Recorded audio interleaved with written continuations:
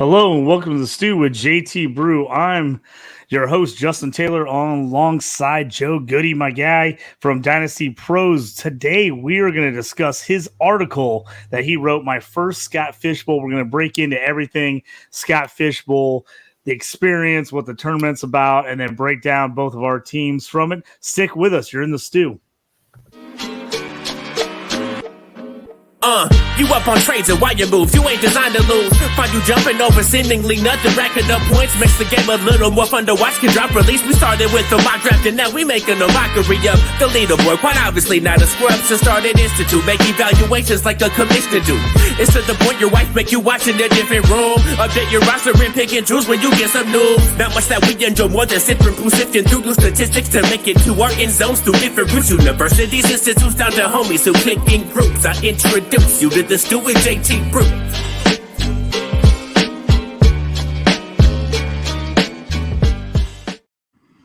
Again, welcome everyone to the Stew with JT Brew. I'm JT. Jay Goody here. What we want to discuss today is everything Scott Fish Bowl 13. I've been in it a couple times. My first year, SFB 9, was in last year, SFB 12, and now this year, SFB 13. But Jay Goody, you in for the first time this year. You wrote an article for DynastyProsFootball.com. I suggest everybody go over there and read it, kind of just talking about his experience, everything getting into the tournament. But we want to kind of break it down for all those who are not in professionally in fantasy football that are wondering, hey, what is the Scott Fish Bowl? What's the big deal? We're going to kind of talk about it from a first timer, Jay, good to get it in there. Kind of break it down for me like you did in the article of kind of just everything that this tournament means. Well, first of all, thanks for having me on. First Fish Bowl this year. Super excited about that. Like many, the path to get to the Fish Bowl was do a couple mirror leagues, do a couple qualifiers. Every time there was we'll take the first 20 people, we'll do one of those little races, and the person who went, I tried them all, did not get into the actual Fish Bowl the last couple of years. For those people that are kind of wondering, like, well, what's the deal? Because, although a lot of content creators, fantasy insider people know everything about the Fish Bowl, 13 years ago, a guy named Scott Fish thought, we all love fantasy football so much, why can't we tie something else into it and go that route? Very smartly decided to ask everybody else in the industry that he knew to have a name and a presence on social media that he could pull into to get people interested. After the first couple of years, he pulled enough of those big time names, the Matt Berries of the world, just to kind of broaden that whole appeal to the point where I think it sort of became this rite of passage in late spring as people on Twitter start to proclaim their acceptance into the Scott Fish Bowl. And from that became this charitable organization called fantasycares.org. And what they do is they pretty much primarily donate this money to Toys for Tots. There have been other charities that have been connected to it, but that is definitely the primary one. And all this money raised, so all of us who play, we don't play for money. We do play for prestige. We do play for Twitter. And that money goes to this charity, and they spend tens of thousands of dollars come Christmas time or holiday time, and they donate this money to people in need. And as a community, I am privileged to say that this is my first year that I got to make that official donation as a member of the SFB 13 community. Yeah, just, getting that first, when you get that email, that's the crazy thing. It's like you see Twitter flooded with everybody posting the email saying thank you. It's an awesome feeling. I remember when I got in the first time, SFB 9, I won my way in through an FC Eliminator League. I was able, basically, the way they did those leagues was best ball, and a team got eliminated every week. And if you were the last team standing at the end, you got in. I got in that way. I absolutely bombed. It was awesome to be in it. Just the community, the people you meet. I like to tell the story. When I got in SFB 9, I was in 4 fantasy leagues. That has catapulted to over 40 now. And a big reason for that is all the people I meet in Scott Fish Bowl that oh, hey man, you want to get in this? I've got a podcast, get in my league here. Hey, I do this, I'd love to have you in it. And charity tournaments like crazy. I mean, you were talking about a little bit. There's 5 or 6 extra charity tournaments I've got in since being in Scott Fishbowl. They're just awesome causes and fun people. And the more you do them, the more you get to meet new, cool, different people. A new thing they added, something that you got to experience this year, which I got to experience last year and this year, was they added the live draft feature, which was something they never did before. It was always a slow draft, started in July. Everyone would get on. It usually was on myfantasyleague.com forever. They just added in Sleeper last year. And so, the experience for everybody doing that is a little bit different with the slow draft. My SFB 9 was brutal, I have to be honest. We had one guy who just timed out every time, and he was right at the end of the round. So I think he was 111. And so he would time out after like 12 hours. Then the next guy would make his 2 picks, and then he would time out again after 12 hours. We're like, oh, man, so many people want to be in this thing. How are you timing out? And he was just like, oh, I'm busy. I'm working on a film set, doing stuff. I'm like, man, set a queue, just do something. So that was brutal. I remember because we were one of the longest drafts in the history of Scott Fishbowl to finish our draft. It took us almost an entire month to finish our draft. It was crazy. So that was a little rough. I did terrible. I drafted Le'Veon Bell from the Jets when he got back to the Jets, and then I missed all the runs. I was the last pick. I missed all the runs on QB. I ended up with Ben Roethlisberger and Philip Rivers. I thought the old school vets would carry me. They both got hurt, season-ending injuries. My team was terrible. I think I won 1 game my first Scott Fishbowl. And I was like, I've never played this bad in a fantasy league ever. I was like, I blew my chance. I'll never get back in again. I embarrassed myself. But won my way back in SFB 12 again through a mirror league.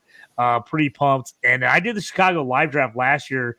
Got to do it this year. You did the Philly live draft. Yep. Something different about doing the live draft. They only usually do the first 10 rounds and then you do the last 12 rounds online later. But the excitement and just being around everybody, the live draft is just the best. I mean, first of all, I could feel for you when you talk about the length of time, because even in our live draft, you just hit it, how the expectations to get to 10. I think we got to 8. We couldn't even get to 10. And unfortunately, the way the event was held, we had a time cap that we had to vacate our area by I think it was 3 p.m. So at 2:45, they were like, hey, we got to take these down. No more drafting. It's just going to convert to the slow draft. So for people that aren't aware, the slow draft, there is a window of time each person gets to make a pick. Generally, it's 8 hours. And the live draft, you're all sitting there in front of the board. I personally, I had a home league that would do a live draft. And that feeling of sniping somebody and being able to look them in the eye when you could see the crushed expression when they were like, oh, that was the guy. And you're just you look at them and you're just like, mm-hmm. But you also have the agony when you take that guy and everyone's like, who? Or really that early? And you're just like, oh. But that live draft gives you that experience that you do not get when you don't get to see people, when you just do a draft on Sleeper, which, so many people. I will say that, the difference this year, I'm still MFL on my fantasy league for this draft. So just to give you a range of draft, we had one manager who completed the entire draft, 14 minutes. Total time of drafting. And we have one person who was in 2 days worth of time. So it took them their average was 2 hours per pick. I did pretty well. I was spoiled. I was the 12th pick. So I got to kind of bang, bang. And then I didn't have to worry about it for a while. But that was on purpose because like everybody else, even though we create content for fantasy, we all have other jobs. And during the middle of the day, things get in the way, your other job or family or whatever, and you just can't get on your phone. So I sort of knew that going in. That was also part of my strategy to take the 12 spot. But being in Philly was amazing. We were situated at Xfinity Live, and for those people who are not familiar, you look out one way, you got to see Lincoln Financial Field. You look out the other way, you get to see Citizens Bank Park. And then if you look out diagonally, because the building is kind of situated there, is Wells Fargo, which is where the 76ers and the Flyers compete, as well as Villanova and Temple and all them too. So Xfinity Live is literally right in the middle of South Philly, but like in the middle of Sports Central. So for every Philadelphia fan, everybody knows exactly where that is. And it was great to get amongst it. We had 4 leagues there. So we had 48 managers drafting, absolutely exciting. And the best part is, with the auctions that we had there and all other donations, I believe Philadelphia was able to donate an additional $2,000 to the Fantasy Cares org, on top of everything else we did. So, that was a super exciting announcement to hear, and hopefully it only gets bigger and better, and we can make more donations. Yeah. I have to give a shout out to Steven Johnson, who he kind of handled everything, got everything together for the Chicago live draft. He did a phenomenal job of setting everything up, making sure everybody kind of was moving, getting everybody in their area to draft together. Last year we did the board, we did the sticker board, same thing this year, but we actually had the draft going live on Sleeper as we were doing and having everybody enter their own picks. And it was so much better. I had to set up a mock to do it last year to make sure I wasn't picking someone that was already taken, but it was smooth this year. They added the auction stuff. I actually ended up winning some tickets to the White Sox Tigers game coming up. So that was awesome. And I think he announced we were over $3,000 raised at the Chicago auction. Steven did an awesome job. He made Chicago live draft shirts for us if you wanted to buy them in advance, and stickers and all kinds of awesome Bears signed memorabilia and stuff. It was sweet. There was a Scott Fishbowl ring that was made. That was an awesome item. I wanted to win it so bad. I did not. We had like 3 people win 2 or 3 times in the old raffle. So they were lucky. I was not as lucky. But it was just an awesome event. So cool to see those people in person that you've like met online or that you're in leagues with, but you've never like actually seen in person to talk to. So that was cool. For me, it was awesome because I met a ton of those people last year at the Chicago Live, and I actually joined a couple extra leagues because of it. I actually got into the fantasy space because of the live draft last year. I met my guy, John McGlynn, who does the Commissioner Evaluation podcast on P2W. We became friends. I jumped on a couple pods just to help him out, and he's like, "Hey man, you want to start co-hosting this with me?" And so he got me in this space, kind of doing all this stuff, and then helped me meet Bob, who at DynastyPros runs DynastyPros, and helped me get the stew with JT Brew going. So it's just full circle for me, doing all this stuff and getting to meet these people, and then just kind of expanded from there, being in their leagues and the John McGlynn home leagues. And there's like 6 or 7 other guys that were there that I was like, oh, I drafted, you were the guy in front of me last year. And then this year I was one behind him. So, we were talking about sniping each other. So it was just a great time. Like you said, the feeling of the live draft is just the best for me. It's like you don't have that time to process all the different changes or pivots. You got to make a decision pretty quickly if somebody takes your guy, or you got to change strategies pretty quick if people start falling off the board. So I like that aspect of the live draft, that you can't ask 57 people on Twitter who you should take next or whatever. I just love that kind of aspect of it, because you get to the end, you're like, that's not what I meant to do. Or, you're like, oh, that worked out better than I thought it was going to be. So just having that as a different aspect. And I was lucky. Our team, we flew. My draft was ready. I mean, my people were ready to roll. We were right through. We actually were supposed to only do 10 rounds. We voted to keep going because we were smoking through it. We actually got 15 rounds done in Chicago before they're like, yeah, you should probably just stop now. So we did. I mean, we could even went any further. I've got 1 pick left in my draft, but we smoked, and we didn't have our draft till this past Sunday. So we're now on Wednesday, and we're 1 round away from being finished. So We had no problems. Yeah, we were a little slower. We were only 8 rounds. But that's okay though, because like I said, the community part of it is, everybody's there to, kind of forge connections. I mean, on Twitter, I'm part of 3 different communities just because of Fishbowl. One of them being our own division has a group. Then there was the live draft. So it was like all 48 were in there.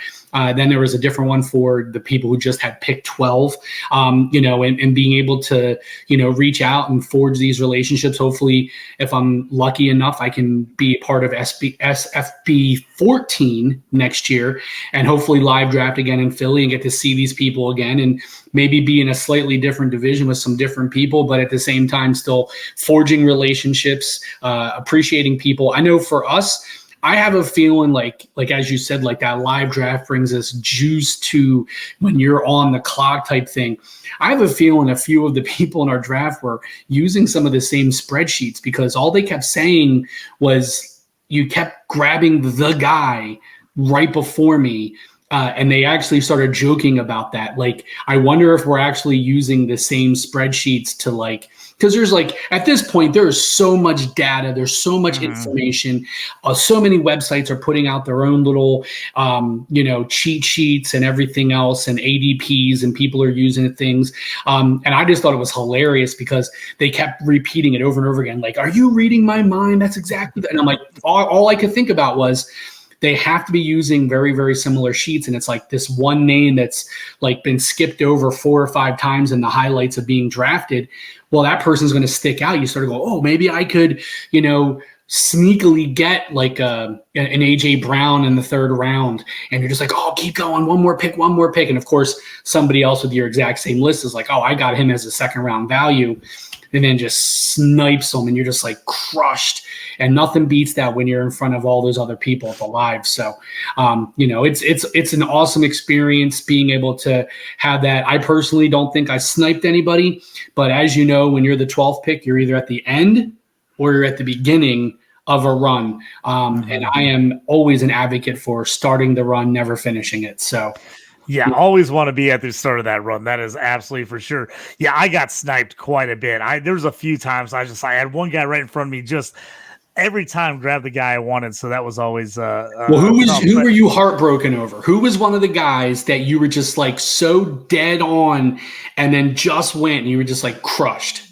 Well, my very first one was I had my eyes set on Tua in the 3rd round. I was the 1-8. So okay. I'll give you a little background on my strategy on the 1-8. So in the past, I just got thrown a position and you were that position and that's just what you drafted. Well, this year, depending on when you got an invite, you got to jump in, pick your division, and then pick your draft spot, which I was like, oh, I'm not totally ready for that. Last year, I got in late.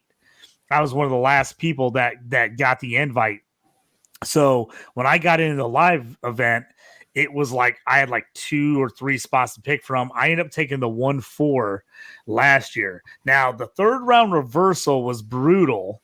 And so anybody doesn't know what that is, you go through snake style, 12 picks, then back 12 picks. And at the end of the second, instead of you getting your pick again, it switches sides and comes back. So sitting at the end of the 3rd round reversal was brutal last year. And I said, I'm not going to do that this year.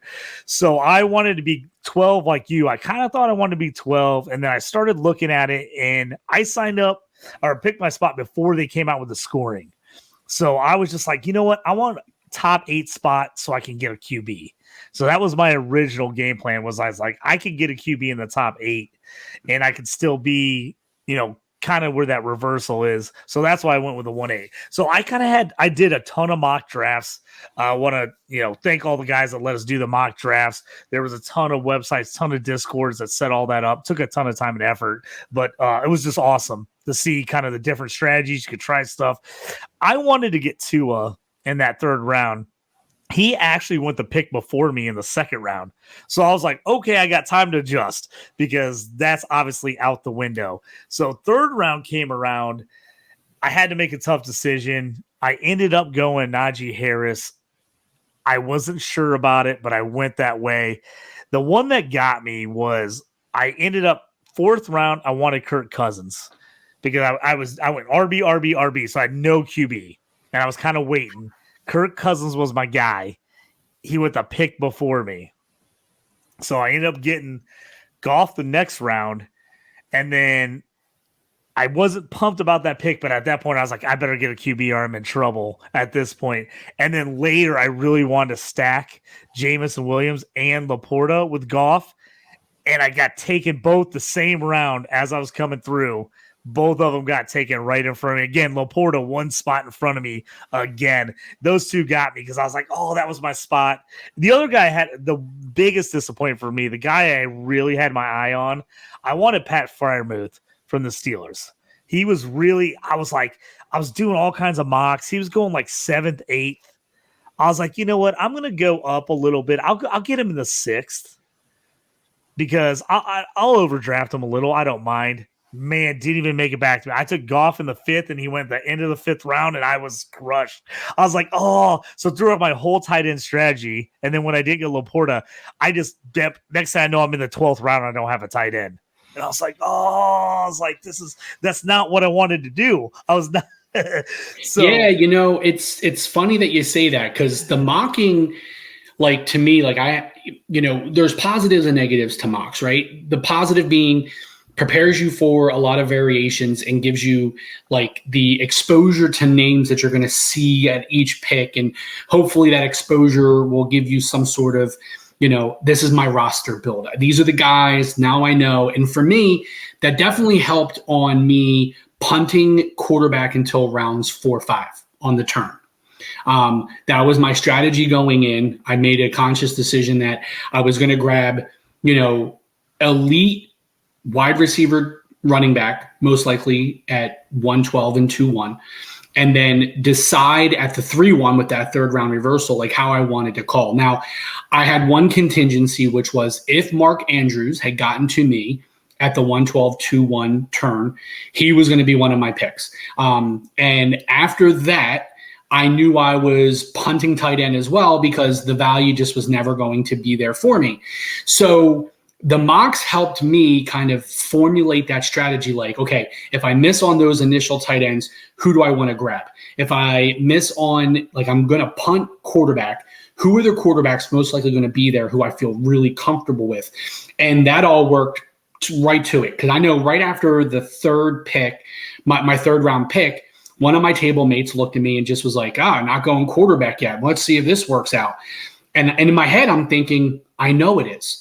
I got 2/3 of the league already have 2 quarterbacks. So I'm not worried about that. You're not taking your third quarterback. I'm like, so I really only have a couple of teams that are of concern where I can control my own fate. Now, I don't want to go into any season with like a Derek Carr, Ryan Tannehill smoothie because that's just not going to work in a super flex. So I knew that. So I knew that 4-5 was going to be my spot, and it was perfect. Now, where it did not help me. So the mocking was great until I got to the next round, which was 6-7. That's when I was kind of like, I want to hammer wide receiver. Do I want to stack Geno and Russ Wilson with Tyler Lockett and Jerry Jeudy, or do I go in a different direction? Now, I went back and forth, and this is where my mocking did not help me because some of my mocking had Tyler going way later, and some of it had Jeudy already gone. So, like, the fact that I had that option, I was, like, a little bit thrown for a curveball because I wasn't ready for it. So I kind of thought about it. My problem was there were 2 other wide receivers I just liked way better than both of them. Forgetting about stack, I wanted elite, unquestioned number 1 wide receivers on their team, and it happened to be DJ Moore and Drake London. So I ended up going with those 2 guys, hoping that Tyler Lockett would still fall to me because mocking wise, it was there. Didn't work out. Little upset about that. But the other player I was kind of tantalized with in that little DJ Moore, Drake London was Terry McLaurin. Now at the time I was like, those other 2 guys I really liked a lot, but I also like Scary Terry. I'm an Eagles fan. I've seen the dude play. He's a baller. I think that offense is going to get a little better. Bieniemy is going to bring some stuff to that offense, going to give it some juice. I love what everybody's talking about with Howe.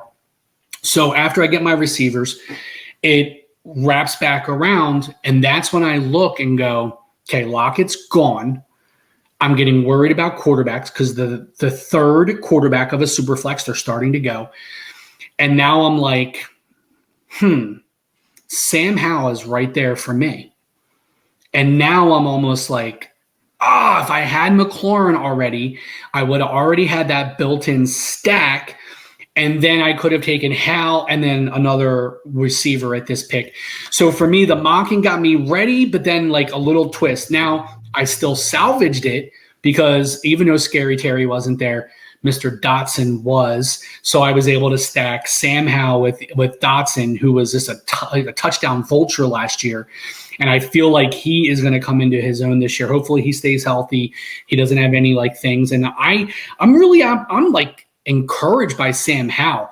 Like some teams are usually like really like you can almost like see through the veil of secrecy. Like last year with Mariota and Desmond Ridder, Elena was like, oh, we're really kind of encouraged by this. But like everybody could see through it going, no, they're not. But then going into this year, I feel like Washington's like really like, now Sam Howell's our guy. Like, I don't think everybody like we let Taylor Heineke go. And everybody was surprised with that. Like, it's either they're all in on Caleb Williams and they're just like, this is how bad we want to be, or they really are looking at Sam Howell going, he is going to be another like sneaky late kind of quarterback like Kirk Cousins. Like he's just going to be one of those guys that's going to be, which by the way was drafted by the Redskins. So it's kind of, there's that little tie-in, but he could end up being one of those guys that's just like, you know what? He's not going to be flashy like Lamar Jackson. He's not going to be Pat Mahomes. He's not going to be like all the spit and vinegar of Aaron Rodgers. But can he be enough to get the job done? And I was kind of really interested with him. So I stacked him in Dotson. And, you know, then I started to see my build and everyone's like, oh, now you got 3 quarterbacks already. I'm like, yeah, I got 3 quarterbacks. This is super flex. Like, when did you grab your third quarterback for your team? I am 100% on Sam Howell with you. Sam Howell is my QB3. I saw him go as late as like round 13, 14 in mocks, and I was like, there's no way. I'm not going to take a chance I'm missing him. I jumped on him in the 10th round. That was the thing. I got sniped with Laporta. I wanted Laporta to go with my Goff, and I was going to take Howell on the way back, and that was the sign to me. When I got sniped on Laporta, I was like, I better take Sam Howell right now. Like right this second. So I took him in the 10th. The biggest thing that hurt me, I had the same idea as you. I wanted to stack him and Terry McLaurin bad. So I had McLaurin scheduled like he was my 6th rounder. That's what I wanted. Because I was thinking the same thing as you. I was going to go QB 4th and 5th. I had Cousins and Goff in mind. Cousins with the pick before me. I didn't want to jump and just take Goff because he was the next QB. So I skipped it. I took Jalen Waddle instead when Cousins went. I came back, took Goff, and then the next round I was going to take McLaurin. He got sniped. I got sniped the pick in front of Andy Behrens. Dude, a lot of people know him in the Twitter world. I mean, he's out there. He does a ton of stuff. Guy's an awesome dude. He was sitting at my table. He was sniping me all day. I was just looking at him, and he's like, "I got you again." I was like, "That's like the 4th or 5th one." He was literally getting me all day. The guy I was taking this pick in front of me. So at least, you know, at that point, it's upsetting. But then also you go, well, at least I'm not the only one thinking this. You know, at least there's validation to that. You know. At least I'm in the ballpark, right? Yeah, I mean that's always the key. And you know, you and I were talking about you either be in front of a run or behind it. And at being at 12, you know, one of the major differences for the Fishbowl between Sleeper and my fantasy league, you guys are required to draft a kicker, but you can only use that kicker. My fantasy league, we do not have to draft a kicker. Or we can start as many as 4. Yeah. And that's a massive difference. Now, for those people who don't understand, Scott Fishbowl is set up where the scoring is like nothing that you've ever seen. There is such an emphasis on certain things in there that there are positions, tight end specifically, who are heightened in this. That's why Travis Kelce's going 1-0-1 in Scott Fishbowl. And even though he's a worthy first round pick, he's never going to be a 1-1 in most leagues. But in this league, because of the value that they had for tight end premium, he was an unquestioned 1-1, really. I mean, listen, we were Philly, we're homers. Jalen Hurts was the first pick in every single draft at us. But a lot of other drafts, Travis Kelce was straight up the guy. And that was totally understandable. And, that was one of the players. I mean, I was hoping to get Goddard, being a Philly guy. But I also looked at it too, like, he's the third option as a receiver on the Eagles, right? He's good, but I kept trying to say to myself, I'm not going to reach for a tight end just to have a tight end, only to then look back and go, oh yeah, well, I grabbed Logan Thomas, or, I grabbed Gerald Everett, but those guys they're going to be serviceable tight ends in most leagues because you have to start a tight end. But there's no upside to them. They're the third, fourth receivers on their teams that are going to be utilized. And for me, I just kept punting tight end. Now, obviously, my punt tight end looks a little bit worse now than it did about a week ago. I took my good buddy Okonkwo from Tennessee. Chig was one of my favorite sleeper tight ends, kind of like a punt tight end. Wait. He'll be there later. Obviously, the signing of DeAndre Hopkins. I actually think the Hopkins hurts Burks more than it hurts Chig, but it remains to be seen. The Titans are not a prolific passing offense. So at the end of the day, it's sort of like we're going to have to see how this all works out. So for tight end, I just went for a bunch of upside guys. My other guy was Trey McBride. I'm not seeing a lot of information about Zach Ertz's injury. He was injured, fairly early last season. He really hasn't resurfaced yet, and there's just nothing coming out. No one's saying what's going on other than when they're ready to play, they'll play. So I got a feeling Trey McBride might give me a good couple of weeks of play before I have to worry about it.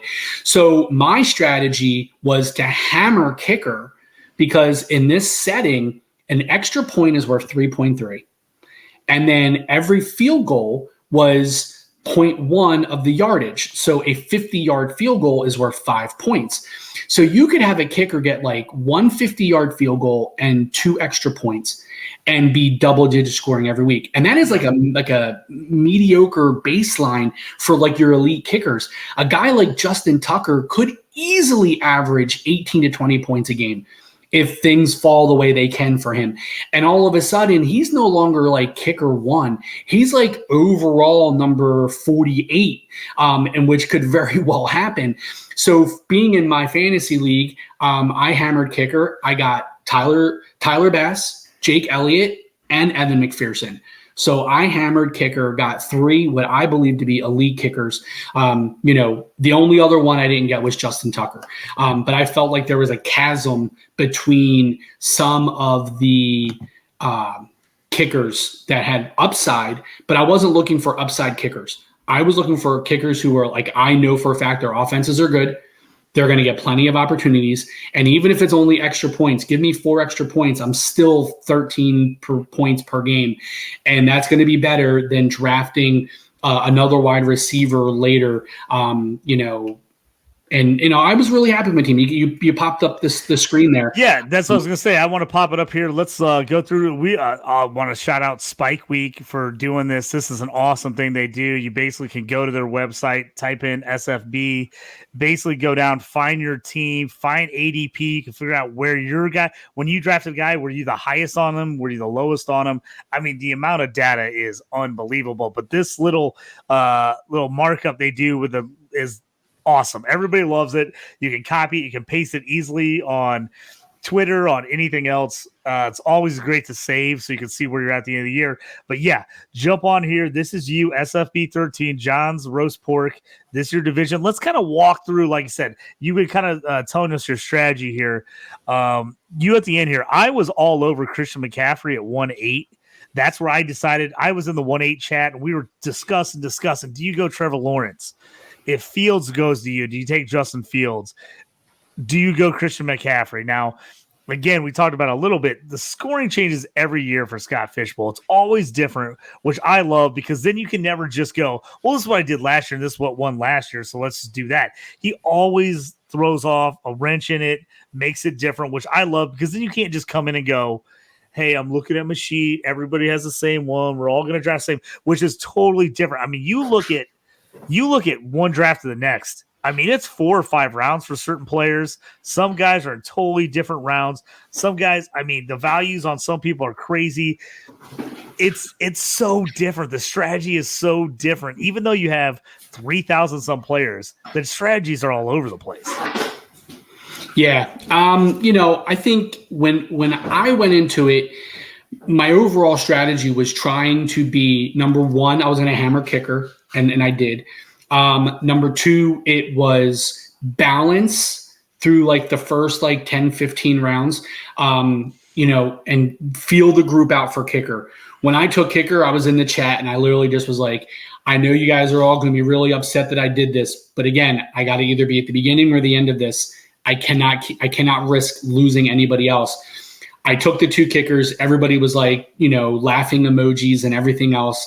And then by the middle of that round, which would be round like 13-4, 13-5, another kicker goes off the board.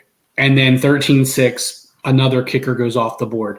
And then all of a sudden, by the time it wrapped back around to me again, another 5 kickers had been taken. I was like, I read the room. I knew that at some point we all knew the settings. And then I don't know why, like Jake Elliott was still there.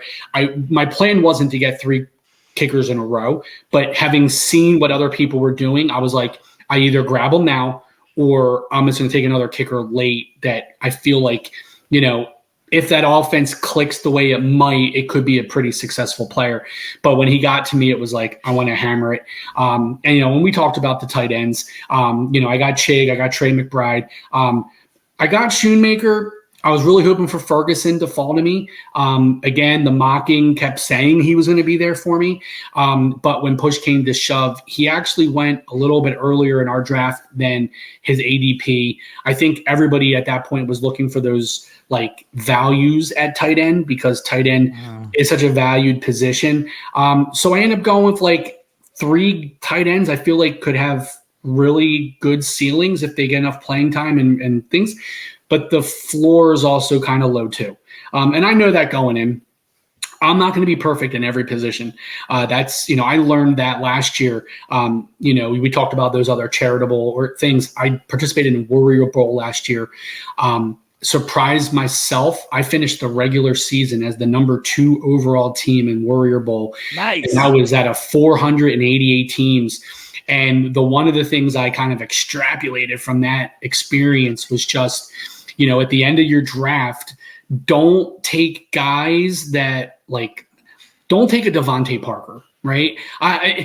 He's fine, but he is never going to be a guy that's going to put up a week where you're like, bang. Look for guys who Tank Dell was one of my rookies that I was like, if things fall in Houston, he could be a guy. He was awesome in college. He was an absolute magnet for the ball. His MO is he will find an opening and he will make defenses pay. If he's given that opportunity in Houston, he could definitely be there. Because Houston, if you look at their receivers, there really is no standout guy that's going to be like, I'm the unquestioned number 1. So he could turn into that. Mac Hollins seems like one, like you're like looking at like goody. You just said don't take garbage wide receivers. Why would you take Mac Hollins? So here's where my thinking is. A lot of people love to handcuff a running back. I put a lot of draft stock into Drake London. If the wide receiver, say if Drake goes down early, could Mac Hollins turn into a pretty significant receiver for Atlanta? And the answer to that, again, in this draft with a lot of sharp people and the pickings at the end of the draft are not as robust, I looked at him as like a safety valve for me. And, when you look at the running backs like Christian McCaffrey, there is no backup for Christian McCaffrey in the 49ers. If he's not there, there's no one else performing like him. Josh Jacobs would have loved to have grabbed Zamir White. He was another one of those guys that when I really started thinking about like, hey, where's Zamir at? He was gone. And that kind of threw me for a little bit of a loop. But like looking at my team, the balance is there. I have really good distribution of bye weeks, which is not something that I focus on. But at the end of the draft, I start to look at and just make sure I have enough balance. I have one person. I don't ever like to throw people under the bus. Both his quarterbacks have the same bye week, and he only drafted 2 quarterbacks. And I don't know if that was on purpose. I don't know if that person just said to themselves, hey, their buys aren't until week 12 or week 13. I'm just going to ride them out that I don't have to worry about quarterback the entire season and then pick up somebody mid-season just to – I don't know what the theory is. But when I saw that, I was just like, I could never do that. Quarterback is too valuable. They're going to score the most valued points in a fishbowl. So I was like, nah, I'm going to pass on that. And everything kind of lined up for that. So what about you? What are one of your after the 18th round kind of guys that you're kind of a little excited about? I liked your Zay Jones pick at 16. I still, people are out on him because of Calvin Ridley, Ingram, Kirk. I know he's like the 4th option there, but man, he had some big games last week. And I tell you what, I didn't move on last year because I sat Zay Jones, and I think it was week 14 or 15, and he had a monster week. And if I would have played him, I would have moved on. I finished just outside the top 500. And I think I missed by less than 2 points, and Zay Jones had like a 25-point game. And I missed by like 2 points to move on to the top 500 last year. So if some injury happens, something goes down, Zay Jones is going to be valuable. So I like where your head's at there. Trey McBride's a guy I wanted in that range. Went before I could get him, but he's another guy. I think he has super high upside as there's not a lot of wide receivers, or at least anybody's going to demand a ton of target share outside of maybe Hollywood. And we don't know who's starting at QB. So I like McBride a lot. This is funny. I'm in the last round of my draft right now. I haven't quite finished yet. Dell and Hollins are in my queue. They're in my queue, and I'm trying to decide if I'm taking either one of them, or I'll tell you, somebody's probably going to snipe me because they're going to see this. But I'm trying to decide: do I take Dell, Hollins, or my boy Clayton Tune? I think he might get a bunch of starts for Arizona. He's still out there as well. So I've got about 8 picks back to me because I'm the 8th pick, and we just started the last round. But those are my 3 guys at the top of my queue right now: are Tune, Dell, and Hollins. I like where your head's at on those. I think Hollins could end up being the number 2 there. If anything happens to London or Pitts, he's going to get a ton of volume.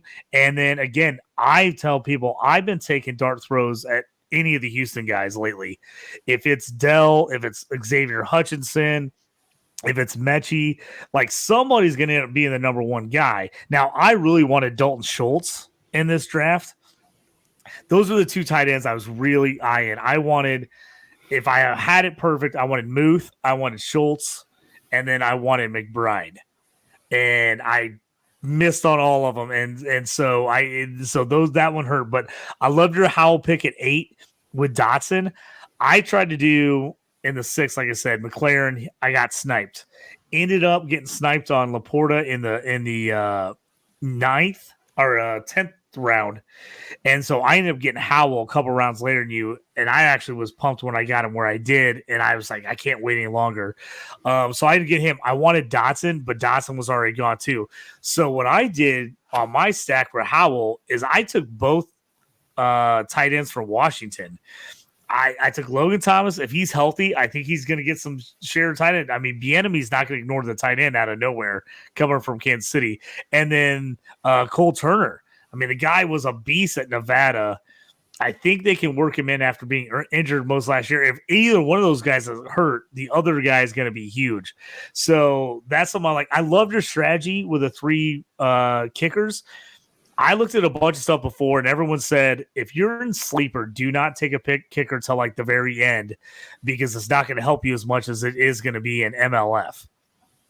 So, yeah. So I was like, I'm going to wait on kicker because of that reason. Now I will tell anyone that is going to play in a mirror league or a FC Eliminator league, if you're on sleeper and you have to play a kicker, take 2 kickers because it's going to be best ball. Take at least 2 kickers.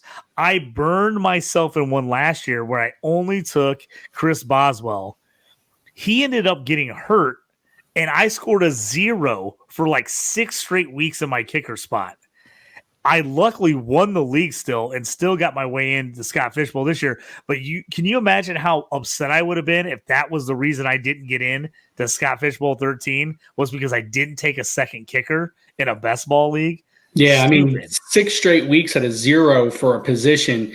Yeah, that would have been traumatizing. And especially if it came down like that last week of like you're only up 8 and he's got one person left, and it just kills you because you're just like, I took a 0, and it's not even like your fault. Like it's not like something where like, you just didn't draft well. Like it's kicker. Like most people don't take the thing. And I love your advice. Like, get a second kicker so that way you always have it. And of course, double check bye week because you don't want to mess that up. But absolutely. Yeah. So again, and so for the people that don't know, it's best ball. So it's taking your best guy, but you have to fill a certain amount of positions. But also in those leagues, there is no pickups. So you're stuck with your team. And that was one of the things I tell everybody. I'm like, make sure you've got a couple tight ends, whatever position there is. If there's a defense, make sure you got a couple, 2, 3 defenses because you cannot score zeros on those weeks. They just kill you, especially if it's in the Eliminator League where it knocks out the lowest score every week. You just can't be at the bottom. So you got to just hold yourself. So that's something to think about. A little bit different once you get into Scott Fishbowl. Scott Fishbowl actually has to set a lineup. You actually can pick up guys off waiver wires, which if you've seen the winners the last couple of years, you look at some of their drafts, you're like, how did this guy win? But they just crushed the waiver wire. They got all the big picks, and it worked out for them. So you always got to hit on somebody. Yep. Like we talked about how I did really, really well in Warrior Bowl. You know who my star of that team was? Jamal Williams. Nice. It was like, I mean, like you look at my thing, like he could be like my Zay Jones. Like who knows? It's gonna be somebody later in your draft that ends up having situation, opportunity, and then all of a sudden things are gonna click, and they're gonna be like, "Wow, I literally drafted my RB1 in the 18th round." Or wherever it ends up being. And that was it for me. That like I hit on Jamal Williams, and that team, it was solid. Yeah. Every week I was like averaging like 210, 220 points a week. Like it was a really, really solid team, but Jamal Williams was my guy every week. And it looks like you just popped up yours, and it looks like you hammered like running back pretty hard. Why don't you talk about running back a little bit? Yes, Jamal Williams is how I got back into Scott Fishbowl. I had him in the best ball, and he just crushed for me because I took him as a handcuff for DeAndre Swift, and he was just awesome for me all year. I got in also. I will tell the people this. I got in. Make sure you check the scoring. I got in on SFB 9. I won my eliminator, and I had a bunch of tight ends. And it was a pretty big tight end premium that year. And I think I only had legit 3 starting wide receivers. I took like 3 studs, and then I loaded up on tight ends, defense, and then I threw any running back I could in there to just make sure I got points. And somehow, I wasn't the highest scoring team every week, but you just got to hold on till the end. And so in those eliminator leagues, so that's how I did. So yeah, I came in, my idea, the 1-8 chat, we were talking bully running back for weeks. Everybody's like, do we just at the 1-8, do we bully running back, or do you do QB? So I decided if I was going QB, I would probably have to end up getting Trevor Lawrence and then probably Deshaun Watson or maybe Dak Prescott. I wasn't super pumped about that start, to be honest with you. Love T-Law. I got him in a million dynasty leagues, but I wasn't pumped about that being my start. Now, Justin Fields ended up falling to me at this spot, but I was not prepared for it. I was like, I'm in a Chicago league. There ain't no way he's getting to 1-8. Someone's going to take him before that. So I had already kind of made up my mind that if Christian McCaffrey got there, I was going Christian McCaffrey. So I went Christian McCaffrey. It came back. People can say what they want. I'm back on JT. I took JT 1-4 last year, and then Stafford in the second round, and they buried me because they were both hurt all year. Luckily, I actually took Fields and Trevor Lawrence late last year. I got them like in the mid round, so they saved me at the end of the year. But I think JT at 2.5, I just like it. I just think he's going to have a bounce back year. So and he's my guy. I'm like, I'm taking him. CMC, Jonathan Taylor, Najee Harris, my 3 favorite players. I was like, I'm taking him. I don't care. So 3-5, like I said, that's where I wanted Tua. And he was getting to me about half the time in mock drafts. He was getting to that 3-5 spot. Tua went 2-4 in this league. And so I was like, okay, Tua's out the door for me. I don't know if there's anybody I love in the 3rd round as a QB. At that point, I was like, maybe Kirk Cousins. And I was like, man, I already kind of convinced myself I was going to go running back if Tua wasn't there. So I was like, I'm going to wait on Cousins till the 4th. I, like you took Josh Jacobs 3-1. That was my initial pick. In most of my mocks, I took Josh Jacobs. I took Derrick Henry if he got to me. He went 3-1 in mine. Jacobs was my backup after Henry. And then I got nervous about the holdout. I got nervous about possible holdout, and I just thought about it, and I really think the Raiders are going to be bad this year. And so I just flipped the script, and I said, I'm going to take Najee Harris.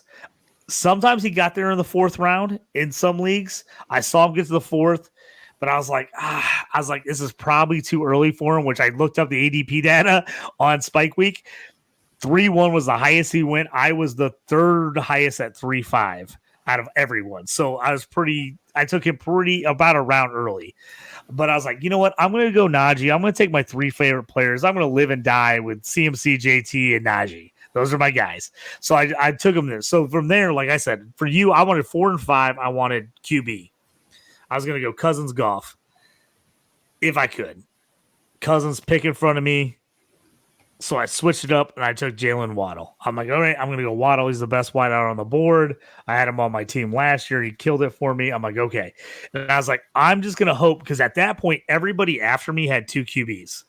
So I was like, all right, I'm going to wait, and I'd rather have Waddle here and then hope Goff gets back to me was my strategy, because everybody else had 2 QBs. So I was like, if I take Goff now, there's no way Waddle's getting back to me. So I took a little bit of a chance there. Ended up getting Goff. Didn't love the pick. Don't love Goff, but I think he's playable. I think he's going to score points. And at 5, I'll take it. I can tell you 6 coming back.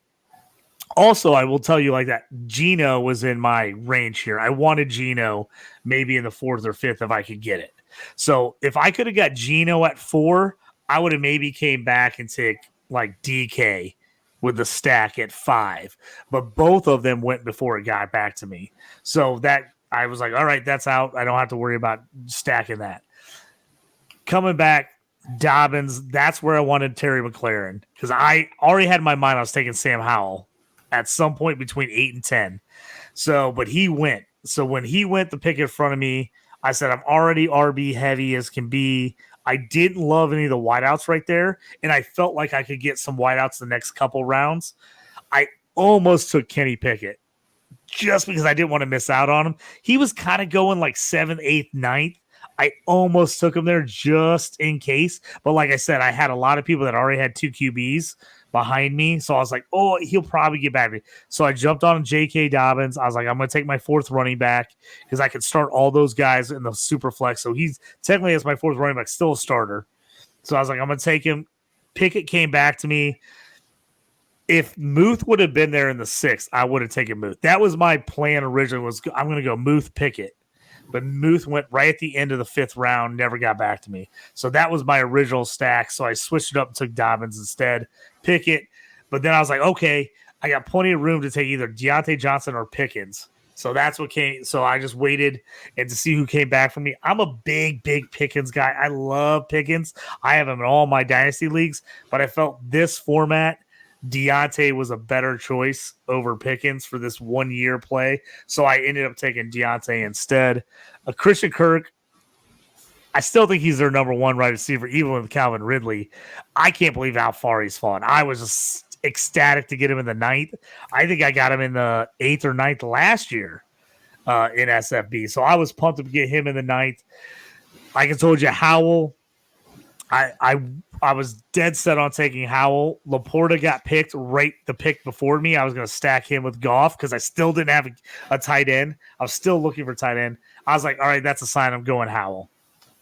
So that's why I wanted to stack it, but at that point, there was no stacks left. Gibson was gone. Dotson was gone. McLaren was gone. I was like, all right, I'm going to look for a late stack there. Came back the 11th. I was just looking at the guys around. Again, there still wasn't a tight end I loved. And I just think Rashad Penny in this kind of format, if he can stay healthy, can be a beast for the Eagles. Now, is he going to play 17 games? Almost 99.9% sure he won't. There's just no way. He's going to get banged up. He always does. But can he give me 8 to 10 really good games? I think he can. And if he can get that average, that's what people forget. Is like they count the average in the playoffs in this. So you got to have a good season average. You got to score points and then the play. So I'm like, hey, if he can crush for 8 weeks and give me a ton of points, I'll take the 8 weeks. So I was like, I'm on him. I love it. At that point, I was like, tight end desperate. Got to take somebody. Everybody I wanted was gone. I jumped on Jawan Johnson. I'm like, all right, there's not a, outside of Olave, who's the next guy there. I don't believe in Michael Thomas. I don't think he can stay healthy. I like some of their other guys, but they're young. I think Johnson ends up with Carr being maybe their wide receiver too, technically. So I took Johnson, jumped on Mooney for the upside, just so he was the guy I liked. And at that point, I had 3 wideouts. You got to start 3. So I was like, hey, I got to get 1 or 2 more wide receivers for those bye weeks. Took him. Jalen Warren, I just felt at that point, got to back up Najee because if something happens to Najee, Jalen Warren's going to play a ton. So I felt like that's a handcuff I had to get. I didn't want to – I could have maybe waited on him, but I saw too many other leagues where he went like 12th, 13th round. So I was like, at that point, I got to jump on him. I don't want to take a chance of missing him. Curtis Samuel is a crazy pick. I saw him go as high as like 10th round in some leagues. And then other leagues, he was like in the 20s. At that point, I was like, I want some kind of stack with Howell. And I was like, I need a wide receiver. I just looked at the group that was there, and I was like, this is 100%. The only reason I'm taking Curtis Samuel is because I have Howell. That was it. I wouldn't have taken him without it, but I was like, hey, it's worth a shot. Maybe they use him in a crazy, role where he gets a few more touches. I don't know. So I was like, I'll take the upside. We'll see. Chase Brown's a guy I've been all over forever. I think Mixon could be toast pretty soon. I love him in Dynasty, but again, if he ends up doing nothing, then I could drop him and pick somebody else up, but he could be a league winner on a really good offense if they start working him in late in the season. Don't make the mistake. I dropped Nick Chubb his rookie year a week before he got to actually play, and then he went off. And the funny thing is that team was like really, really good except for running back. And I was like chasing running backs all season.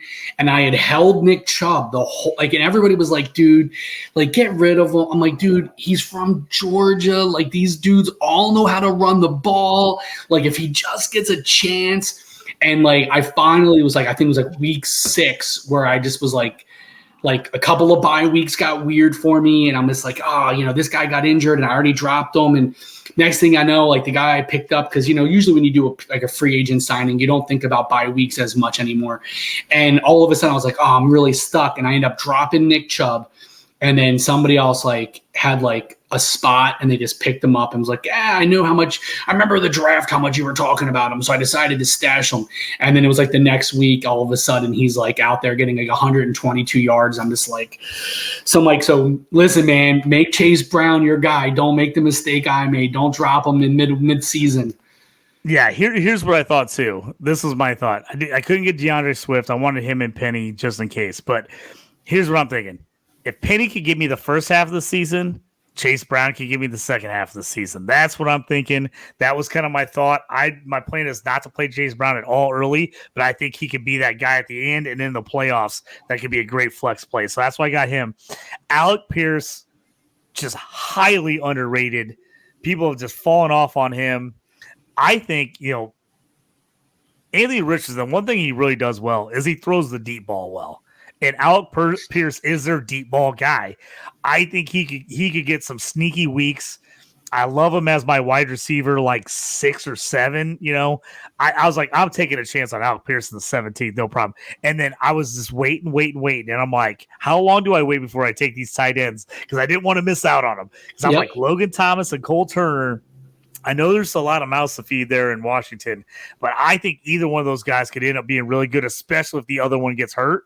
So I was like, I'm going back to back. I'm taking both of them. That could end up being my winning stack with Sam Howell if I need to. So that's where I went with them.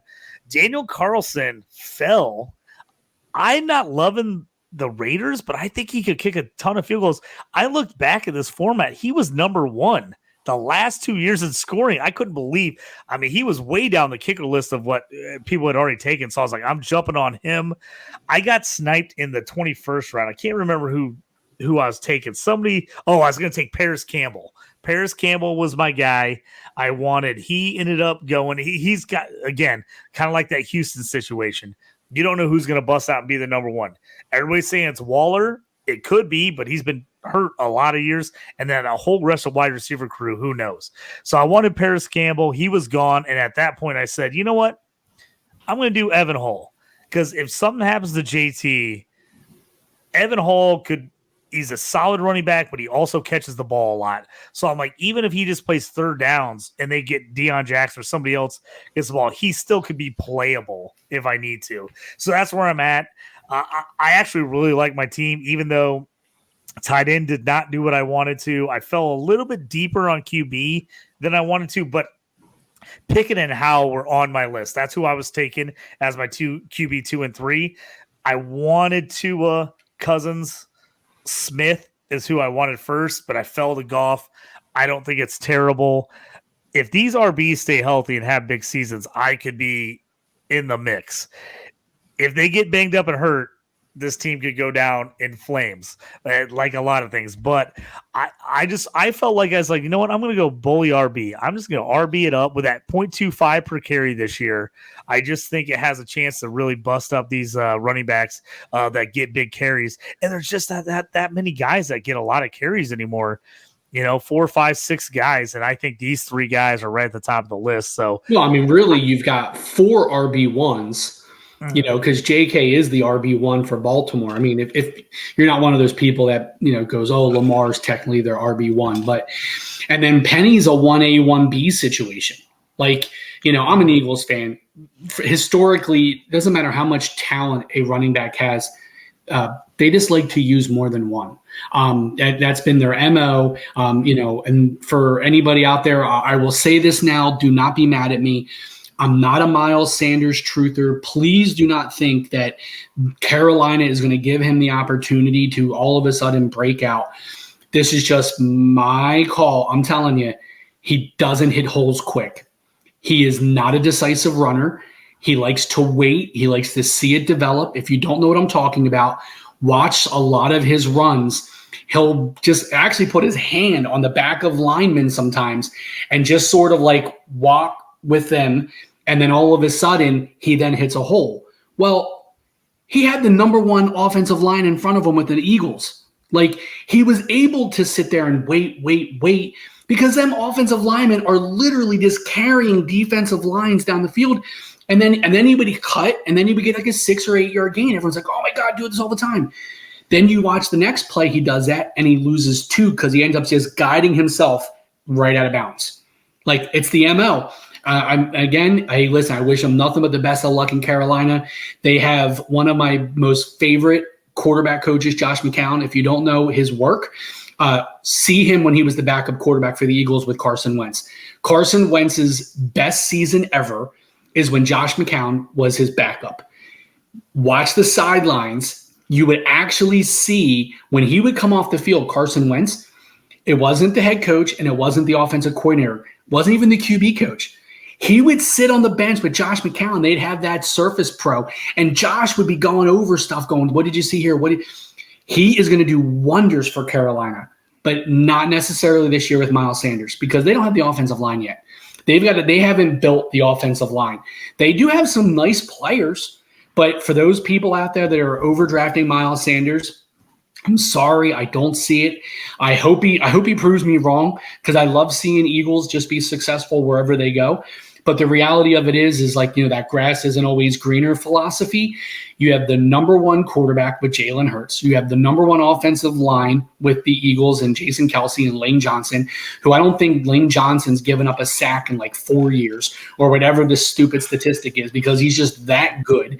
I don't know why he's not on every single list for like Hall of Fame lock, because he should be. But that's what the Eagles did. And Miles Sanders is going to be that guy. So, looking at, like I said, looked at your list, man, I was just like, man, he just dominated running back. And, in this format, for people who don't understand, wide receivers are the least rewarded. So, like, those guys, like, the reason a lot of people were dropping on wide receivers, because honestly, the upside for the other positions is just greater. Tight end was one, and then I think RB was number two. Quarterbacks was fine, but, again, there's so many of them that you're going to score like in that 450 to 500 point range. It's like, yeah, there's, like you said, could have been Geno, could have been Kirk, could have been Goff. Like, there's a plenty of those guys in that range. So, the Scott Fish Bowl is just awesome. It brings a lot of people in. Now we've moved on to the next one. I think the Warrior Bowl is drafting right now. So a lot of people, when those people are out there and they're like watching this and they're just like, all right, these charity things sound pretty cool. Get into any of them you can get into. Don't be picky, I'm in one, it's like the Biscuit Bowl. Like, it's for like raising money for like pets and, animals and dogs. Do whatever. It doesn't matter. Give back, be involved, create the community, start to learn. And then you're going to see yourself, okay, now I get into the Fish Bowl. And then all of a sudden, like, I think even on Sirius this weekend, they actually were interviewing Scott Fish, and even the announcer, she kind of flubbed, and she literally was like, "And welcome to the show. It's Scott Fish Bowl," as in like Bowl was his last name, and it was just so funny because everybody started chuckling, and she's just like, because you can't say Scott Fish without saying Scott Fish Bowl, and it was just hilarious. But that's exactly what this does, us in this crazy little fantasy world, this game we love to play, this hobby, whatever you kind of call this little vice of ours. That's how you get involved. Be a part of that, create connections, learn from other people. And you'd be surprised. Like I said, I this was my first year. I was super excited. I chronicled my whole process. So check that out on DynastyPros football. It's technically going to be a 2-parter, because when I wrote that, I only was like through like the 8th or the 10th round or whatever. So I'm going to write a second article that kind of wraps up the experience, going from, live draft to the slow draft, as well as just some more insight on why I picked this guy, or, what direction I went in, and my overall feeling, which I'm super excited about. Going into this season, you got to take risks. You're never going to be successful in these big tournaments unless you're willing to take a risk. And, like you'd said, you kind of stacked a little bit on the Redskins. If that offense, like I said, man, they're talking a lot of hype for Sam Howell. So that guy hits. Anybody who's connected to it could very well end up being some of the better teams in the Fish Bowl. So, it's a wonderful, wonderful experience. I hope more people continue to get involved. If you didn't already sign up, go to fantasycares.org. There's already the sign up for the 14th edition, which is 2024. You can get in there, put the stuff there. That way you can get part of this culture. We talked about it like a phenomenon. It's like, it really does take over the fantasy world. The lay people at home who just play with their home leagues. But for those people that are part of the community, they're always on Twitter. They're always on, TikTok. They're getting a lot of information. They're on YouTube. They're following podcasts, which, by the way, follow this one. That's where you start to like develop those more long-term relationships with people who are already creating content. So, it's a wonderful, wonderful event. Yeah, I agree with 100%. The biggest thing is just get in, sign up. You might not get in right away, but the more you do it, the more your name's out there. People sign up one time and they're like, oh, I never got in. You just got to keep doing it. And then once you get in a few things, you get added to other ones. Like you said, the Warrior Bowl's going right now. I'm in the Bruce Lee division of Warrior Bowl, my first year in Warrior Bowl. So pumped about trying that out. Also, Biscuit Bowl, like you said, I just did the Biscuit Bowl. I'm in that as well. And just actually, I'm in FF7s, which is all over the world. I'm in the Australian division with a bunch of guys. I'm drafted at crazy times, but I actually work with those guys because I'm drafting at night when they're all up in the morning. So it's worked out well. I actually just watched a podcast from a few guys from England and Britain that are in the same division, me, FF7. They just talked to Eagles quarterback coach, Jamal Singleton. They just actually had him on, and he talked about Rashad Penny. I just got so excited. He was like, "Oh, I scouted Rashad Penny at San Diego State. I know one of their coaches.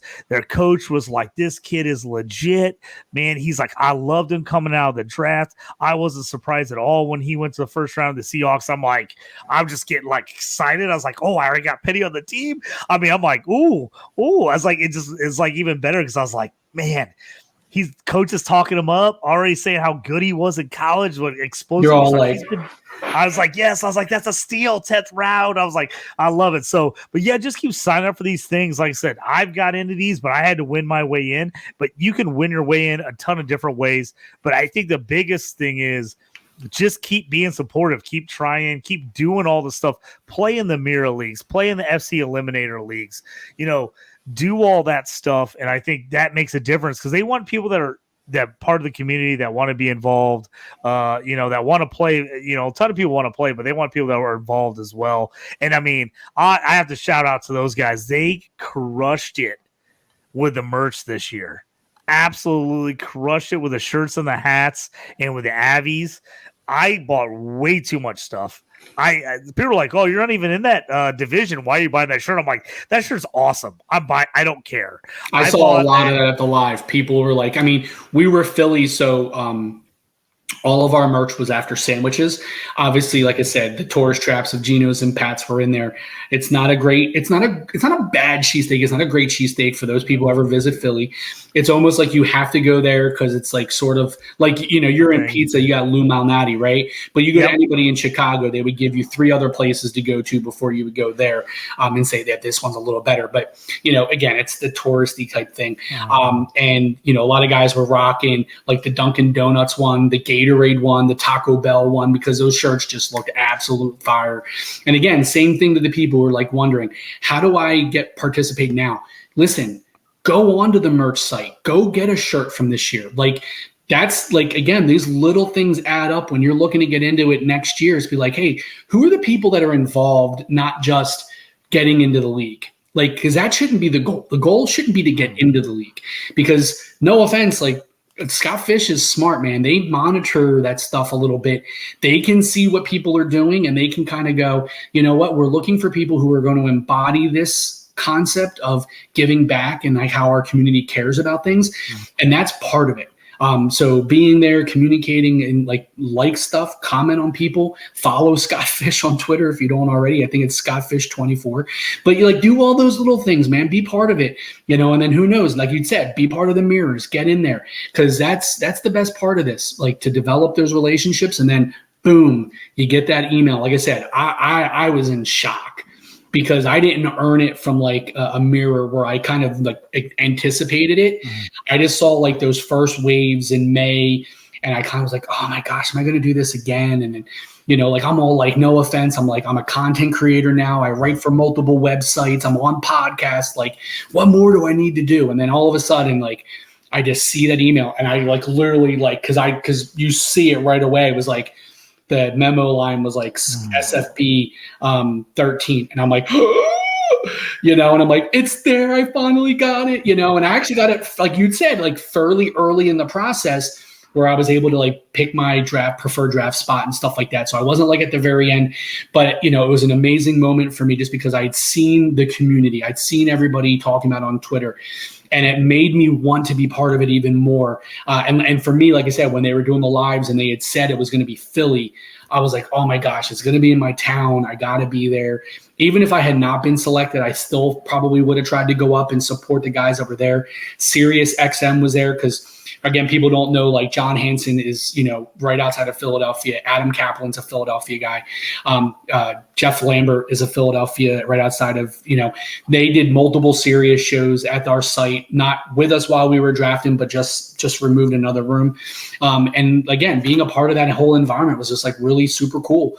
I love this game. I love everything about it. And, I want to thank you for having me on to be able to talk about my experience, because now that the drafting is all done, now it's like kind of like waiting to see these battles in spring and summer and go, okay, now who are my guys? Like, I'm going to like start to submit that first lineup for. So, it's an amazing, amazing thing. And it's fantastic to be a part of it and to give back. Yeah, I agree with 100%. Just it's fun. All the people I've met, like I said, I'm in a million leagues now, more than I probably should be, but that's because I met people on the chats, following in the thing, and they're like, hey, dude, you seem like you're paying attention. You seem fun. You're like in the Discord, you're talking. Do you want to join our league? Do you want to add this league? Do you want to add that league? And I've met so many people just from joining leagues, just because I'm active. And that's a big thing. I mean, people just want people that are active, that want to be involved, that want to do things. You don't have to have the greatest team, you don't have to be the greatest player ever. People just want people that are like in the community, like it, enjoy it, want to give back. And I think that's the big thing that people got to realize. It's more about that than anything else, which I think is just unbelievable how much money they've raised. And the fact that they've created all these other charity tournaments have started because of this is just an amazing thing. And if you can get in any of them, just go around, sign up for all of them. Every time I hear about one that I didn't know about a year ago, 2 years ago, 3 years ago, I just jump in immediately. Somebody on Twitter posted, I jump in and sign up. I just get in and sign up. If you get in, great. If you don't, you don't get in. But I just like, hey, you might as well try it out. You never know who you're going to meet. I like it because everything's different, and then you're just given, and it's great. They're all for different charities, which is always an awesome thing. And, I know a lot of people are in fantasy football to win money. Winning money is awesome, but giving back and just the strategy and meeting people, the community, to me is a big part of why I love fantasy so much. So I appreciate Jay Goody. Thanks for coming on the show, man. Always good to talk it up. I got to have you back on later, talk about some other stuff. We got to get some IDP one of these days. Yes, please. Talk about some of our rankings. We need to get into that. I'm way behind on my IDP shows, but I really appreciate you coming on. It's always cool to see like someone gets in for the first time, because it makes me relive that feeling when I got in the first time. So it's awesome. Any questions, you guys hit me up. Hit up Jay Goody. I saw somebody the other day was like, hey, what's a list of charity tournaments? Hit me up. I'm like, I'll throw you every charity tournament I know. I'll put it together. Goody, hit them one more time with all the places they can find you, all the stuff you do on the as far as fantasy. On DynastyProsFootball.com, I do a lot of IDP stuff, but I do, thank goodness Bob Miller, he lets me do whatever I want. As far as when my brain kind of comes with an idea, I'm always just like, hey, what do you think if I write something like this? And he's always like, dude, go for it. Like, so I am blessed, a lot of IDP content, but there's more than just that at Dynasty Pros. This year, I also explored the world of college fantasy football, which is a whole new world with the Devy leagues now, campus to Canton leagues. And I'm doing that stuff on Fantrax, work with my good friend John Lobb, and he and I have kind of been taking the lead on all the college fantasy football stuff. So you can check us out there on Fantrax. And of course, if you don't know where to find me, just check me out on my Twitter, jgoody77. I always link all my stuff. I always appreciate a follow, trying to build up and get more information out there. And I want to thank you, JT, for having me on and being able to kind of gush a little bit about my first experience in the fishbowl. Yeah, I appreciate it, man. All that good stuff. Check them out. C2C I've been big into. We have a Devy show on Dynasty Pros every other Monday. Me and Bob Harvey, we get together, do that. SC Romero. So Tommy Harvey, he runs the show. He has us on as guests. Right now we're breaking down all the Devy guys from every conference in college football right now. So check us out there every other Monday. The Stew with JT Brew. You can always find me here doing different shows with guests. I'm in the middle. We kind of veered off for this special show. I'm doing right now a breakdown of every team, rookies, IDP, any fantasy content, schedules. We're talking about it all. Each team kind of working our way through the NFL, but I felt like this was a great time to talk about this and get Goody on here talking about his article at DynastyProsFootball.com. Follow me, JT Orange, at JT Brew Stew is the show. Go to Dynasty Pros FF. Follow those guys. They always retweet. Check me out on their YouTube channel. Always on the YouTube channel at Dynasty Pros, where we have all kinds of other stuff. And if you're into IDP, I write all kinds of IDP content for DLF, and I'm an IDP ranker there as well, so you can always check me out there. Once again, thanks, Jay Goody, for joining us. You've been listening to The Stew with JT Brew. Make all your draft picks hit and the trading never quit. Check you guys next time.